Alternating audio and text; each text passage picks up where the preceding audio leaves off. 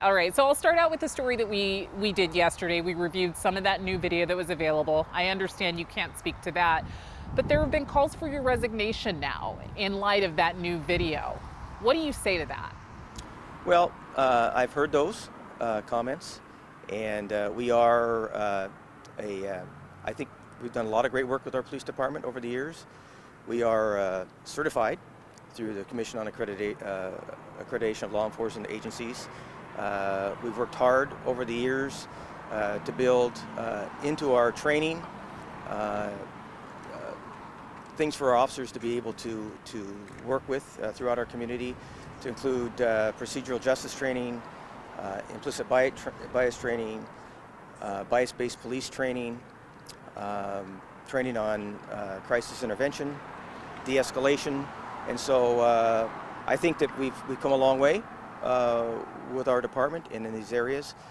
We continue to need to obviously listen and understand and act on these areas. And one of the things that we've been doing, and we just recently have done, is looking at the 8 Can't Wait campaign to Campaign Zero.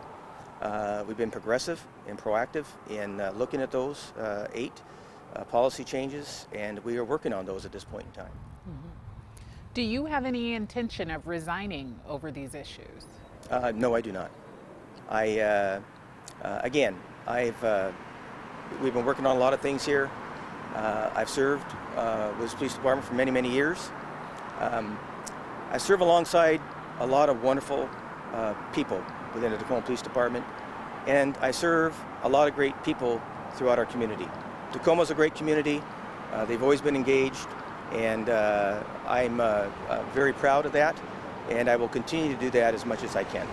Okay.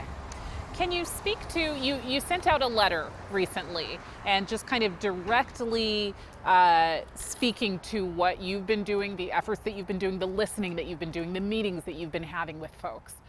You came out and said Black Lives Matter, but why did it take you as long as it did to make that statement?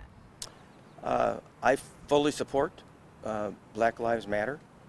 I have a great feeling that we should be, at this point in time, as well as in the past, providing fair and impartial policing throughout our community, to all community members. But it seemed that you hesitated a bit in making that statement or affirming that Black Lives Matter. Why is that? Again, at this point in time, that is my position as far as we're moving forward right now. I believe, and we've had conversations throughout the years, last several years, in regards to fair and impartial policing and building positive working relationships throughout our community. I think we need to listen, and we need to, again, understand, and we need to act, and that's what we're doing. Okay. Can you talk about, there's been a lot of talk about good apples and bad apples in police departments. What are you prepared to specifically do to address problem officers in your department? We do that on a regular basis. We have high values as an organization. We have to be held, all of us, be held accountable for our actions. And so whenever we're faced with situations that need to be looked at in regards to allegations of unbecoming conduct of that nature, we take that very seriously, and we investigate every one of the complaints that come into our department. And we take those very seriously, and we do hold people accountable for their actions as we move forward.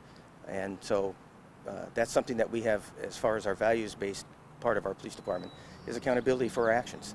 And everybody adheres to that, and we understand that, and we have worked to move forward in that particular area. Is there more that you need to be doing specifically to address problem officers in your organization? I think what we need to do, what we're doing is, again, we do investigate all complaints that come across from our citizens or other aspects, whether it's internal. And so I think that we have a good process in place in the way in which we handle complaints. Again, every one of our complaints is investigated. It's thoroughly investigated. I review the final complaint, whether it's a citizen complaint or an internal affairs investigation complaint. And that complaint is reviewed by our city manager. So there's several levels of accountability as we move forward and review. So is your position that no, nothing further needs to be done in that regard? No, I'm not saying that. I think we're always looking at ways to improve in our organization. And so if we find ways or find things that we need to really address, as we're looking at the 8 Can't Wait, we're looking at all of our policies right now. So that could be a consideration as we move forward. Yeah, absolutely. Can you talk about, so when we talk about complaints, you mentioned looking at the number of complaints. What specific metric do you use to determine that an officer is a bad apple or a problem officer? Well, we do have a early intervention system within our department. And again, if we see that there's a pattern of complaints on a particular officer, that is triggered for us, and we look at that and figure out ways to mitigate that, to work with them, see what the actual issues are, and try to make sure that those things are addressed. But we do have processes in place in order for us to evaluate officers' performance, and also if they get complaints, we have an early intervention system as well. Is there currently a threshold for the number of complaints or uses of force before an officer is disciplined or they're even removed?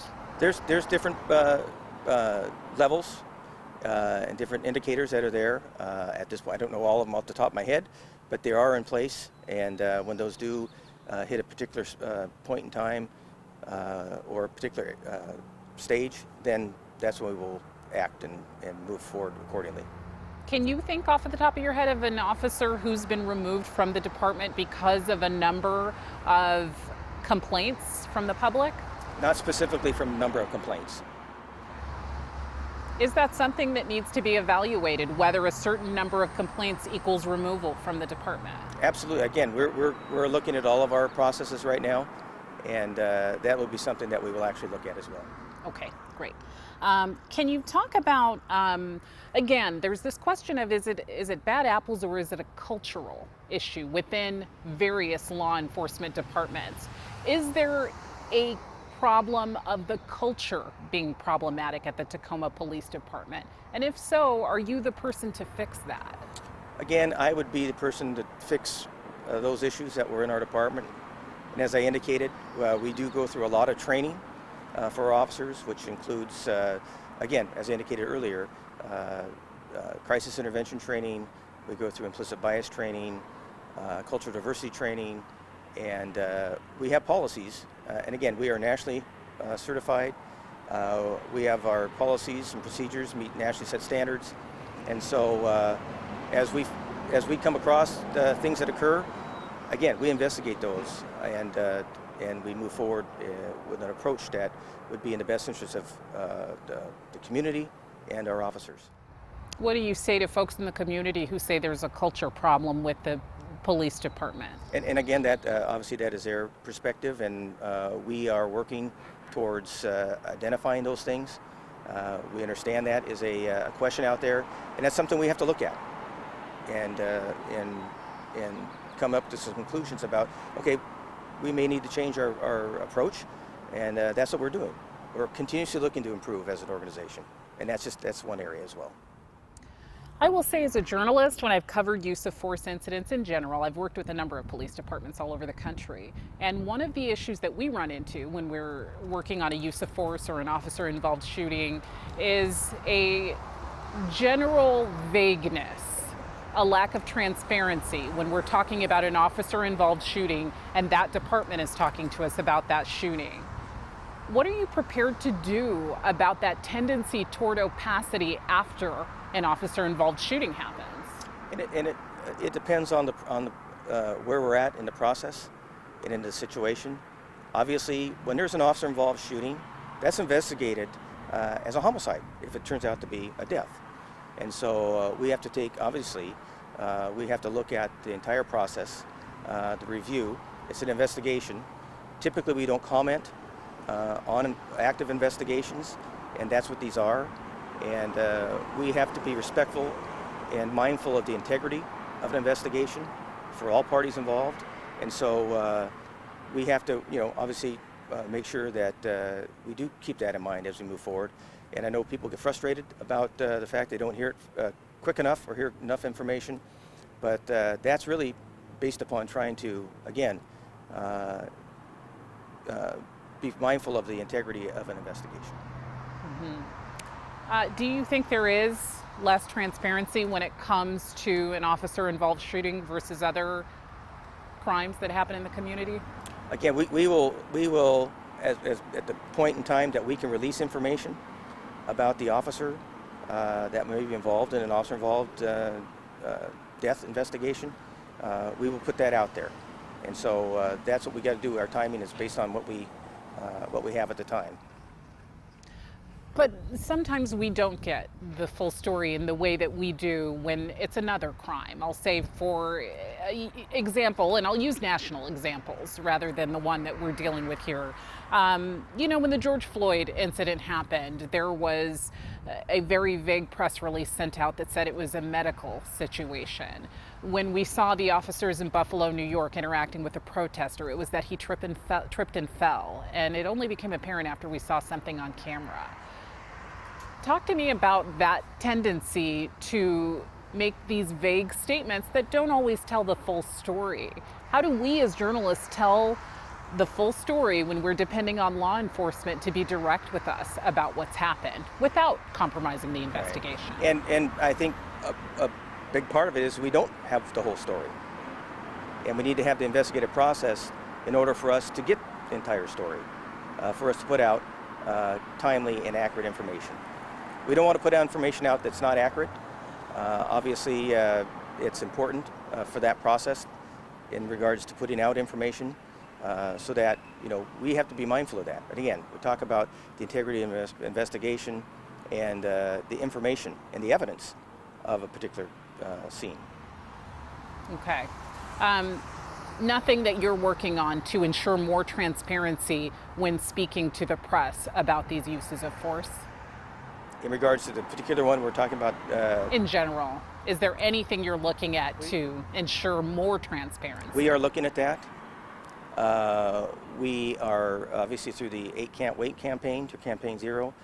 We are looking at that right now, and we'll continue to look at that to see how we can be more transparent in regards to these particular situations. We understand that, and I know it's frustrating for people, and so the things that we can do to try to make that better and improve those, our relationships with our community in that area is something that we are very, very open and striving to do.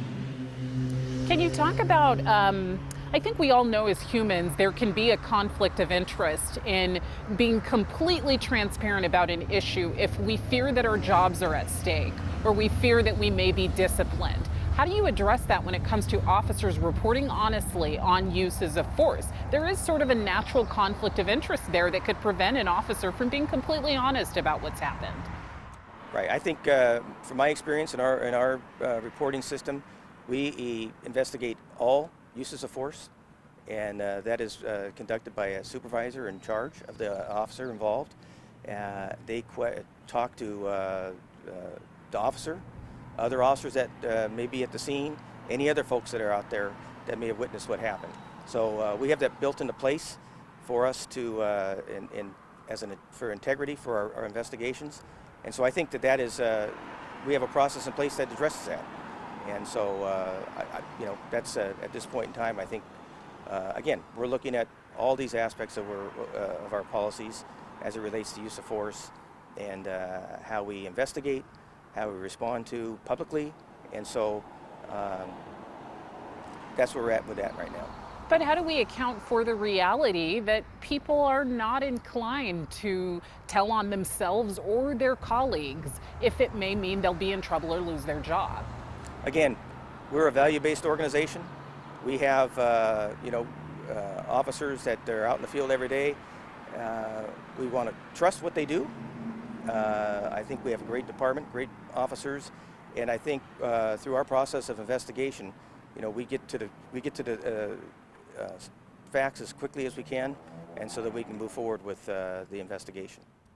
I've been doing a lot of research, and we're getting near the end here, so I'm almost done. I've been doing a lot of research on this issue that is called testifying, committing perjury or making false statements when it comes to interactions with the public, officers in particular doing that. I spoke to a criminologist at Bowling Green State University who said very clearly that making false statements is part of the culture of many law enforcement agencies, and that his research and other research has clearly backed that up. And that there is a tendency for officers to sometimes make false statements about their interactions with the public. What do you say to that? Well, I haven't seen that research, and I'll base my answer on what I know from here. And as we move forward, I believe that we have a very robust system for reporting of complaints and use of force, and that is our policy and our procedures and our actions in our department. And if we do find that that's the case, then we'll take appropriate action as well, if we do find that to be true. I know you're looking at the possibility of body cameras, and that's something that you're working with the mayor's office on, and it sounds like there's a lot of momentum here to make that happen at this point. I've worked with law enforcement agencies who have instituted body camera programs, and one of the issues with those is that officers sometimes don't turn their body cameras on. What consequences would an officer here face should they not turn their body camera on? So at this point in time, we do not have body cameras implemented on our department. We're still working on our policies and procedures as it relates to body-worn cameras and when to turn them on, when to turn them off. And so that's something that we're going to be looking at, obviously, as we move forward in this process. Is the intent to have there be consequences if officers don't turn their body cameras on? If there's a violation of policy, yes. I mean, we have to address that, if that is the case.